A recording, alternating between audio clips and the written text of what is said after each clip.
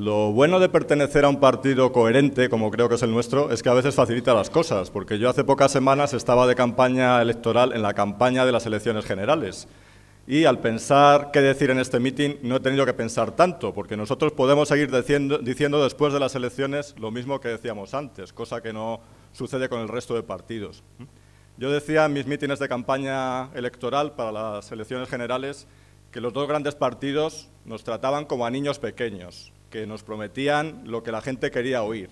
El PSOE nos decía que podíamos seguir gastando como si fuese posible y el PP nos decía que nos iba a bajar los impuestos.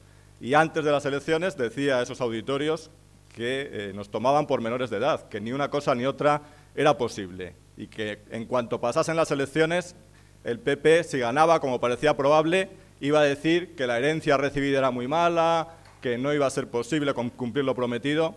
Pues el tiempo, por desgracia, nos ha dado la razón.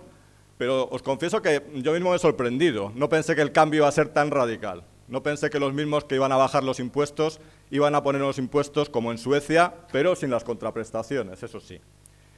Y empiezo con esto porque me parece una cuestión importante. ¿Por qué no hay que votar a ese tipo de partidos tradicionales y hay que votar a un partido como UPyD?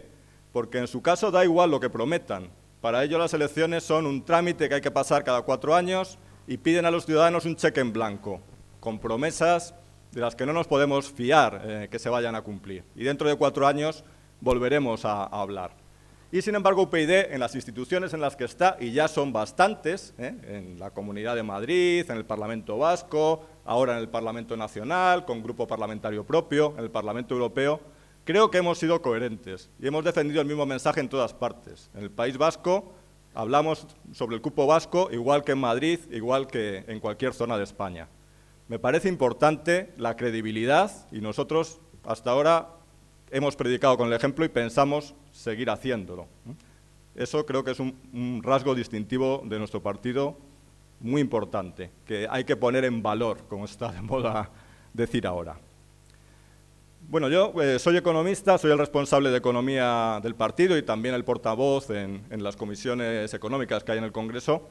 Y voy a hablar de mi tema, pero no como la otra vez que estuve aquí, con un PowerPoint en plan más técnico, sino porque está en el centro del debate y precisamente porque creo que detrás de los tecnicismos hay problemas políticos muy claros y a veces los tecnicismos se utilizan para ocultar la realidad. Entonces voy a hacer un breve repaso de los 3 grandes problemas, creo yo, que tiene la economía española, que son los mismos que hace un mes, que hace un año y que hace 2 años, solo que cada vez son más graves, cada vez están más en el límite. Y lo que os contaba en Jerez la última vez que estuve sigue siendo cierto, solo que entonces la situación era grave y ahora es muy grave.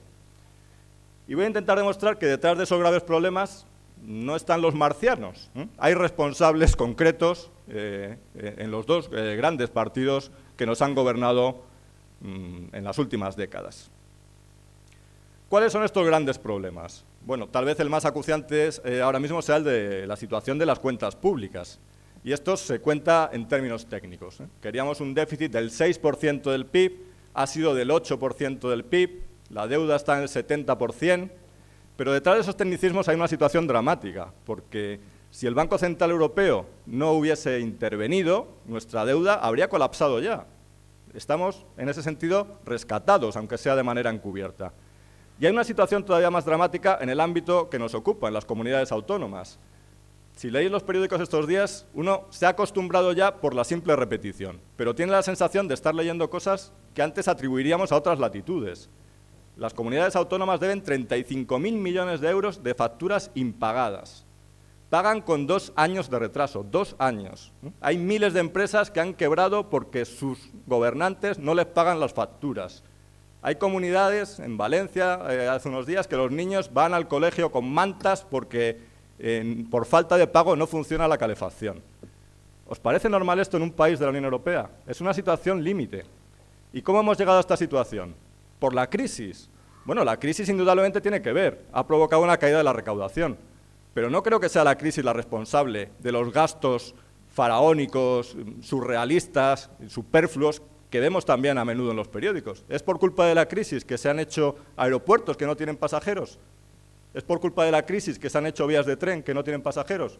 Esculturas faraónicas con la cabeza a 20 metros de tamaño de personas desconocidas. Todo eso es culpa de la crisis. No ha fallado nada, no hay nada que nos tenga que hacer reflexionar de cómo hemos llegado a este punto. Bueno, pues detrás de esta situación hay responsables concretos y, si os fijáis, no hay diferencia entre la situación en Valencia y Murcia, que ha gobernado el PP, con Castilla-La Mancha, que ha gobernado el PSOE, o con Andalucía, que ha gobernado el PSOE. En eso, el PSOE y el PP se parecen.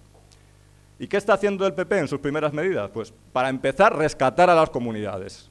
Ahora van a empezar a poner condiciones, con mucho cuidadito, con mucho respeto, pero su primera medida ha sido un rescate masivo de las comunidades. Ahora, el dinero sale de alguna parte, evidentemente, básicamente de nuestros bolsillos, empezando con la subida de impuestos. Las propuestas de UPyD son conocidas. Venimos hace años diciendo que había que recortar el gasto superfluo, que no se pueden tener 17 mini-estados, que ese tipo de extravagancias no tenían sentido cuando hay problemas para los gastos esenciales, que en el recorte hay que ser selectivos y mantener la sanidad, la educación y las cosas importantes. Es como una familia, ¿no? Una familia que tuviese 17 televisores y 17 automóviles y que estuviese cerca de la suspensión de pagos. ¿Qué debería hacer? ¿Dejar de enviar a los niños al colegio o a los abuelos al médico? No, debería recortar los 17 automóviles y los 17 televisores. Pues aquí parece que la idea es, en vez de 17, dejarlo en 16,5, porque no hay más remedio, pero mientras la cosa aguante, pues se prefiere recortar de cosas más importantes. Segundo problema que nos aqueja, la crisis financiera. Precisamente hoy el ministro de Economía ha anunciado nuevas medidas en ese sentido. Y también parece algo muy técnico. Yo os lo contaba muy técnicamente la última vez que me vi con muchos de vosotros. Hablaba de que el crédito está congelado, de que hay 176.000 millones de activos dudosos, y todo esto parece como una cosa para economistas. Sin embargo, es algo muy importante, porque sin crédito es prácticamente imposible que el consumo y que la inversión se puedan recuperar. Y qué curioso, el sistema financiero español es más o menos mitad bancos, mitad cajas, y las que están mal son las cajas, no los bancos, pese a que están en el mismo país, con la misma legislación. Qué curioso, ¿no?, que sean las cajas que están mal. ¿No tendrá que ver con la interferencia política que ha habido en sus decisiones? ¿No tendrá que ver con el control que las comunidades autónomas han tenido sobre esas cajas? ¿No tendrá que ver con que en sus consejos de administración ha habido personas nombradas políticamente con un total desconocimiento de los asuntos que tenían entre manos?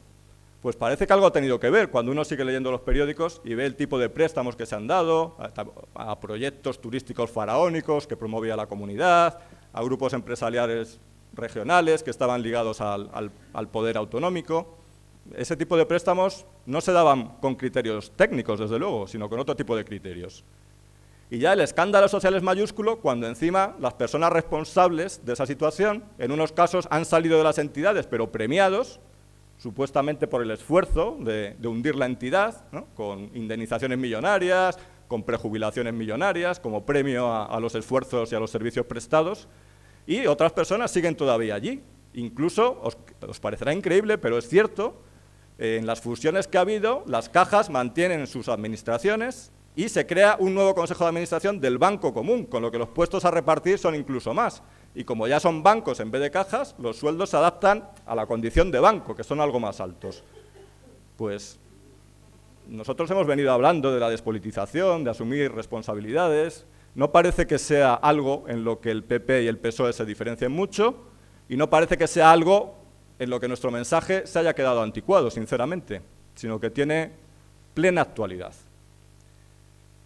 Y el tercer problema del que quería hablar, evidentemente, es el problema del paro, del desempleo, que seguramente es el más dramático, bueno, seguramente no, que es el más dramático de todos, y que está relacionado con el anterior, claro, en una economía casi con crisis de la deuda, en una economía con el crédito congelado, pues cómo no va a estar la economía en la situación que está y cómo no va a aumentar el paro.